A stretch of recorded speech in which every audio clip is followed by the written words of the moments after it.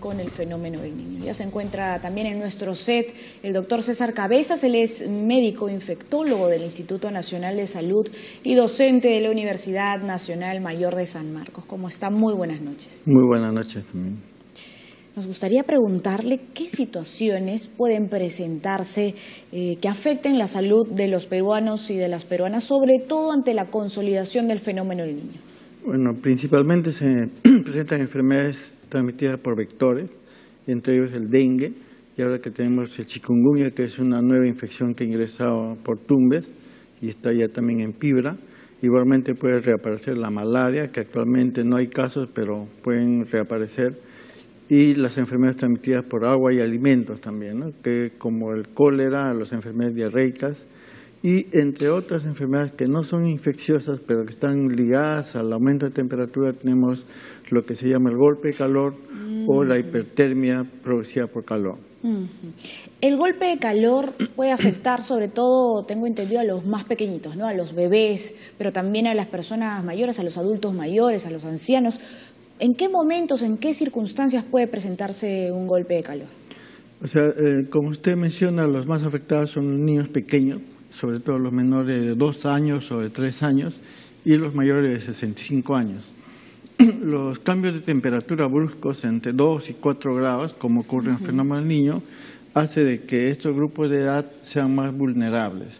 Sobre todo los niños pequeños, porque no tienen la capacidad de sudoración para eliminar el calor que puedan tener.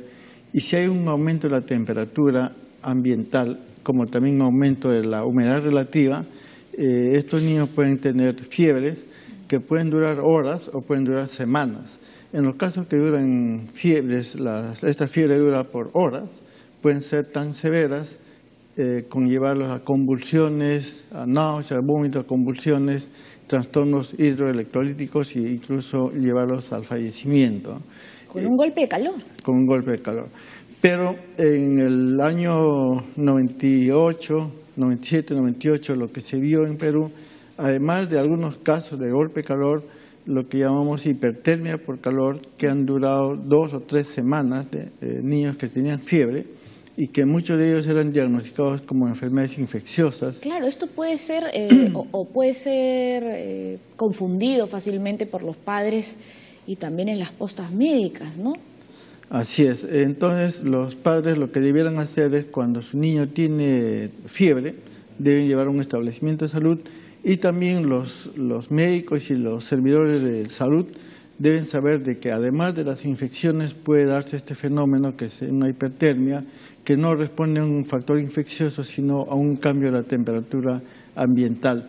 Y sobre todo esto se da en zonas periféricas, en las ciudades, donde las condiciones de la vivienda no son las más adecuadas. No hay ventilación. No hay ventilación, o las paredes, por ejemplo, pueden ser de cemento o ladrillo, el techo de calamina o de Eternit, donde la temperatura dentro de la habitación es mayor que la temperatura ambiental, y esto aunado a la humedad relativa alta hace que la temperatura sea tan alta que los niños no pueden controlar este problema y empiezan a hacer fiebres que pueden llegar incluso al fallecimiento si es que no son atendidos oportunamente.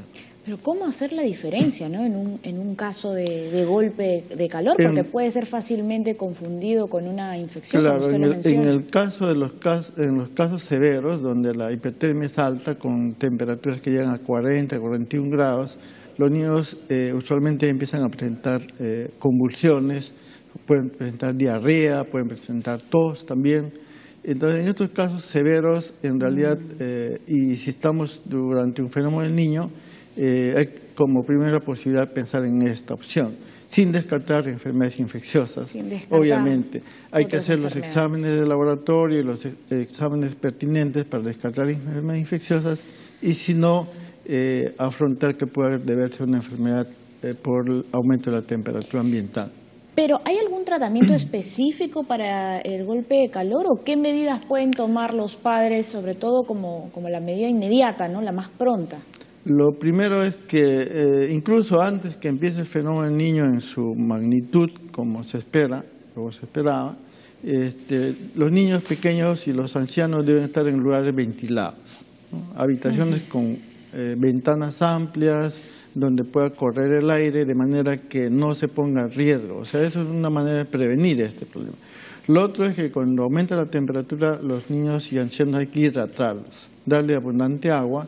Entonces, esas son dos formas que uno puede, o que las familias pueden optar para evitar las complicaciones y que estos niños o ancianos lleguen a tener estas hipertermias. Ahora, si ya se instaura el problema con temperaturas altas, lo que se debe hacer es llevar un establecimiento de salud. Y los niños que tienen cuadros severos deben ser hospitalizados en unidades de cuidados intensivos. Incluso en los hospitales, a veces cuando los niños empiezan a tener fiebre, pueden estar en una sala cerrada. Igualmente la recomendación de la ventilación es importante y si es necesario poner ventiladores para que circule el aire y de esa manera se puede evitar que la temperatura se mantenga, ¿no? ¿Y qué hay de darle un baño en ese momento al pequeño, por ejemplo, centrándonos en cuando hay fiebres, estas las formas severas en realidad no responden a los antipiréticos, ¿no? Que usualmente se usa el Panadol, pero de todas maneras hay que usarlo. Puede ser que se trate de una fiebre que es transitoria y puede responder a eso. Y también hay que hacerle baños con agua tibia para que la temperatura por medios físicos pueda descender. Esa es otra tibia, cosa. No fría. No totalmente fría, ¿no? Porque tampoco es hacer cambios bruscos. En todo caso, agua a temperatura ambiente, porque las temperaturas del niño están muy por encima, puede estar en 38, 39, 40. Con agua tibia o a temperatura ambiente se puede bajar esa temperatura. Compresas también, ¿no? Compresas de agua, en la cabeza. Bueno, y se puede probar también antipiréticos, pero lo recomendable es de que inmediatamente detecten temperaturas altas deben llevar a un establecimiento de salud. ¿Y la vestimenta, doctor, también influye en un golpe de calor? Sí, lo que pasa es que en un país como el nuestro, donde hay mucha migración, la gente trae sus costumbres y usualmente las mamás cuando ven el niño tiene fiebre lo abrigan más porque asocian esto a una infección respiratoria, por ejemplo, ¿no? Y peor, si el niño tiene tos, va a asumir que es una infección respiratoria, lo va a abrigar y esto empeora la situación. Entonces, en cuanto a la vestimenta, debe usarse vestidos livianos, que sean de algodón, que sean sueltos, y no abrigar a los niños, que eso no va a empeorar su situación. Al contrario, si lo abrigan, va a empeorar la situación. Entonces, básicamente lo que hay que hacer es bajar la temperatura por medios físicos, utilizando agua, un lugar ventilado. Si no hay forma de ventilar, se puede usar un ventilador, y en sitios donde no hay electricidad, que las ventanas estén totalmente abiertas para que circule el aire, y darle abundante agua a los niños y a los ancianos que están en este riesgo.